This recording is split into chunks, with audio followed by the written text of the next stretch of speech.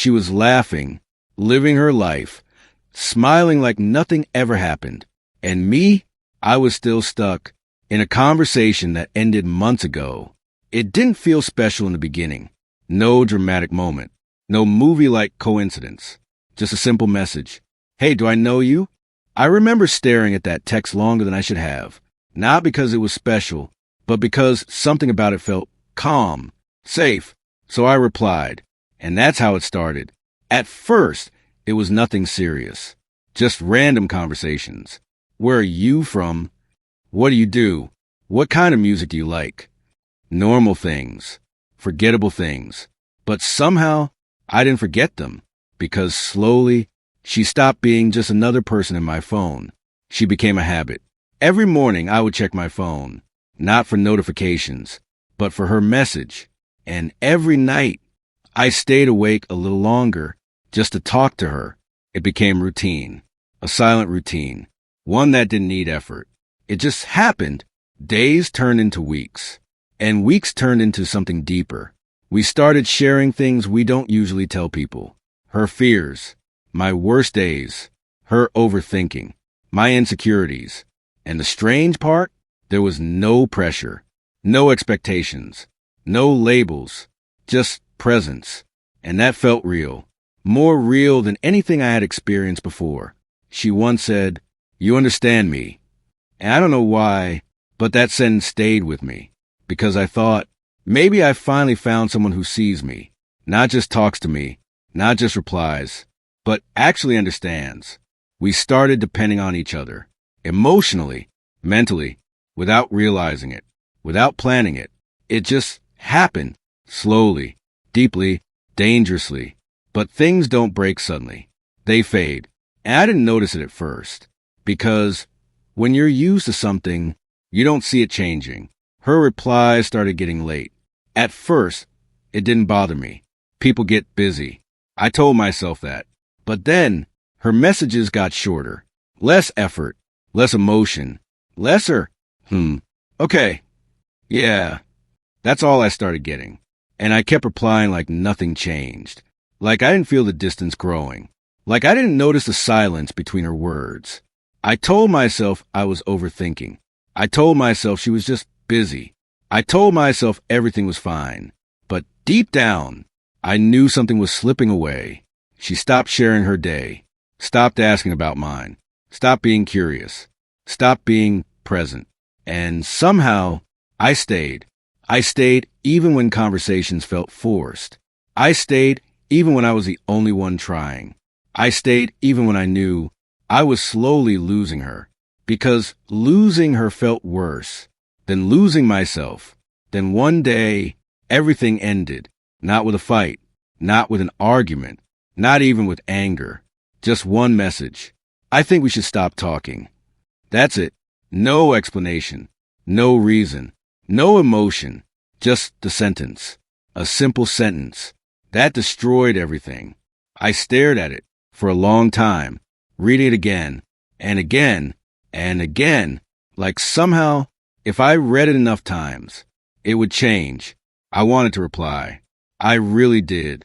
I typed, "Why?" Then I deleted it. I typed again. Did I do something wrong? Deleted. Again and again until the screen was empty, just like everything else. I didn't send anything because deep down, I already knew someone who wants to stay doesn't leave like that. And just like that, she was gone. No goodbye. No closure. No second chance. That night, I didn't sleep. I just lay there, staring at the ceiling, phone beside me, her last message still open, still glowing, like it was mocking me. Morning came, but nothing felt different. I hadn't slept. I hadn't moved. I hadn't accepted it. Days passed, but I was still in that moment, still in that message, still stuck in those last words. I kept opening our chat, scrolling up, reading old messages, the long ones, the meaningful ones, the ones that felt real. Good night, Red Heart. Take care. I'm glad I met you. I read them like they still mattered, like they still meant something, like they could bring her back. But they didn't. Nothing did. Weeks turned into months. But I didn't move on. I couldn't, because part of me was still waiting, still hoping she would text again, still believing maybe this wasn't the end. I stopped sleeping properly, stopped enjoying things, stopped talking to people, stopped being me. And the worst part? She never came back. Not once. Time passed. But not for me. For the world, yes. For her, definitely. But for me, everything was still stuck in that one message. I still check my phone every morning. Not because I expected a message, but because I hope for one. There's a difference. Expectation fades. Hope doesn't. I open our chat again, like I always did, scrolling up, reading conversations I had already memorized. Every word, every goodnight, every take care. It was like living in a past that didn't exist anymore. Then one day, I saw her, not in person, but somehow that made it worse. It was just a normal night. I was scrolling without thinking, trying to distract myself, trying to feel something else. And then her profile appeared. I don't know why I clicked. Maybe habit, maybe weakness, maybe hope. Her profile loaded, and there she was, smiling. Not a forced smile, not a sad one, a real smile, the kind she used to send me. But this time, it wasn't for me. I kept scrolling, picture after picture, story after story, and with every post, something inside me kept breaking. She was happy, genuinely happy, with new people, new places, new moments, a new life, a life that didn't include me anymore. Then I saw it, the picture that hurt the most. She was standing next to someone, smiling, comfortable, close, and in that moment, everything became clear. She didn't just leave. She moved on, completely. And me, I was still stuck, still holding on to conversations she had already forgotten. I stared at that picture for a long time, zooming in, looking at her smile, trying to understand how she could look so happy without me. And then it hit me. She didn't need me anymore. Maybe she never did. That realization was louder than any goodbye. I put my phone down, slowly, like it suddenly became too heavy to hold. The room felt quiet, too quiet. For the first time, I didn't feel sadness. I felt emptiness. No tears, no anger, just nothing. And somehow, that hurt even more. I sat there for a long time, thinking, replaying everything, trying to find the moment where things went wrong. But there was no moment, because the truth is, things don't always break with noise. Sometimes, they just slowly disappear, and you don't realize it until there's nothing left. That night, something changed. Not around me, but inside me. For the first time, I stopped blaming her. I stopped asking, why did she leave? And I started asking, why am I still holding on? Because the truth was simple, painful, but real. She didn't leave me broken. I chose to stay broken. I chose to replay memories. I chose to hold on. I chose to wait for someone who had already let go. And that's when I realized something. Healing was never going to come from her. Not from a message.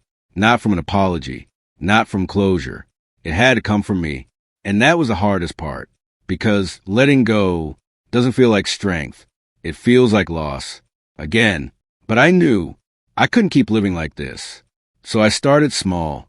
I stopped checking her profile. At first, it felt impossible. My fingers would automatically search her name. My mind would create reasons. Just one look. Just 1 second. But I resisted. Not perfectly, but enough. Then I stopped reading old chats. That was harder, because those messages, they felt alive, like pieces of something real. Something that once mattered. But I had to accept the truth. They were just words now. Memories. Not reality. Days passed, then weeks, and slowly, very slowly, things started to change. Not dramatically, not magically, but quietly. I started sleeping better. I started enjoying small things again. Music, silence, walking alone, I started feeling like myself again. Not the same version, but a stronger one. A version that understood something important. Not everyone who enters your life is meant to stay. Some people are just lessons, painful ones, but necessary. And maybe she was one of them. I don't hate her. I don't blame her, because at some point, she was real to me, and that mattered.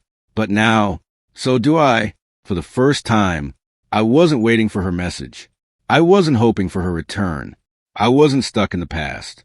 I was moving forward, slowly, but honestly. And maybe that's what healing really is. Not forgetting them, not erasing the memories, but finally choosing yourself, even when it hurts. She moved on, and for a long time, I stayed stuck. But one day, I chose to move too.